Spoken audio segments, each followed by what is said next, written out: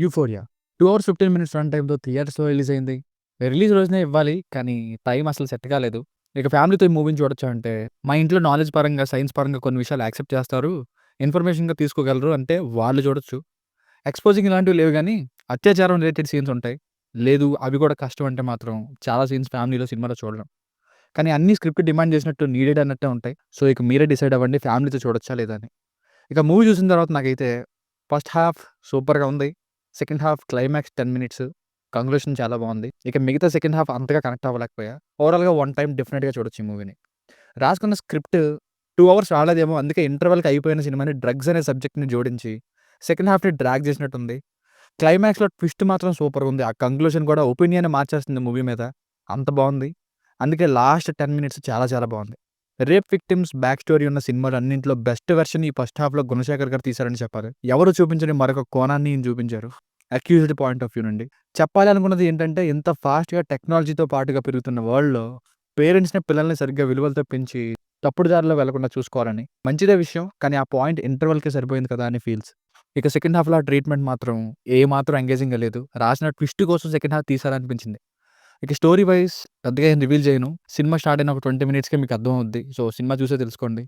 ఇక plus points విషయానికొస్తే స్టోరీలో ఓవర్ ఫ్రీడమ్ ఇవ్వకుండా పేరెంట్స్‌ని సరిగ్గా పెంచాలనే మెసేజ్ బావుంది. సినిమాలో తీసుకున్న ఈవెంట్ అత్యాచారమే అయినా ఈ వెర్షన్‌లో కూడా స్క్రీన్ ప్లే చాలా ఎంగేజింగ్‌గా, ఎమోషనల్‌గా ఉంది.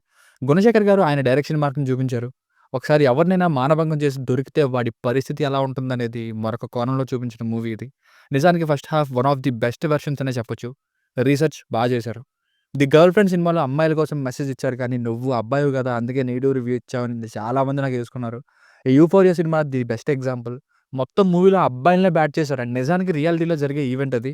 కానీ స్టిల్ సపోర్ట్ అమ్మాయిలకే వెళ్ళింది నా సైడ్ నుండి. ఇలా ఉండాలి ఇన్వాల్వ్ అయ్యేలా, మెయిన్‌గా నమ్మేలా, రియాలిటీకి దగ్గరగా. ఆ విలన్ టర్న్డ్ హీరో పర్ఫార్మెన్స్ ఇరగదీశాడు. స్టార్టింగ్ అందరూ తిట్టుకుంటాం. క్లైమాక్స్‌కి సపోర్ట్ ఇస్తాం.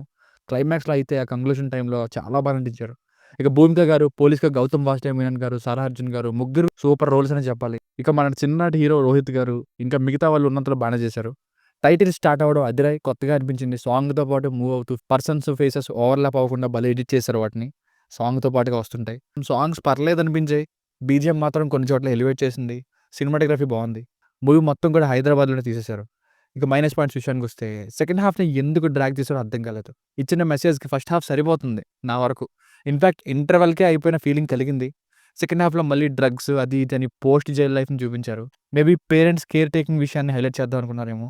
అన్ని విషయాలు చిటికలో అయిపోతూ ఉంటాయి. కొన్ని లాజిక్‌లుండవు. అసలు ఆ 'సైకో' రోల్ సినిమాకి ఎటువంటి వాల్యూని యాడ్ చేయలేదు. జైలు నుండి ఆ సైకో ఏదో కాలేజ్ గోడ దూకి బంక్ కొట్టినంత ఈజీగా తప్పించుకొని రావడం.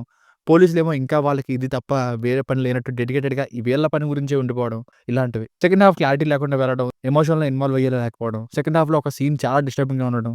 అలాగే కంక్లూజన్ బాగున్నప్పటికీ ఒక సీన్‌లో ఏంటి అత్యాచారం చేసేవాళ్ళు కూడా క్షమించాలన్నట్టు మెసేజ్ ఇస్తున్నారని ఇలా ఒక సీన్ రిఫ్లెక్ట్ అవ్వచ్చు. సో, ఫైనల్‌గా మూవీకి వర్డిక్ట్ ఏంటంటే climax, conclusion and first half అయితే ఎక్సలెంట్‌గా ఉన్నాయి. No doubt. అలా వెళ్ళిపోయింది ఫస్ట్ హాఫ్ అయితే. అండ్ క్లైమాక్స్, కంక్లూజన్ కూడా ఆ టైంలో మ్యూజిక్ వస్తుంటే భయమేసింది. కానీ మిగతా సెకండ్ హాఫ్‌నే అంత ఎంగేజింగ్‌గా లేదు. And excellent first half and conclusion followed by a dull second half. దీనికి రేటింగ్ వచ్చేసి ఇది నా ఒపీనియన్ 2.75 నుండి 3 మధ్యలో ఇవ్వచ్చు బై 5కి. సో, మీకు కనుక నా వర్క్ నచ్చినట్లయితే ఇలాంటి మరిన్ని రివ్యూస్ కోసం మన ఛానెల్‌ని సబ్స్క్రైబ్ చేసుకోండి. Thank you.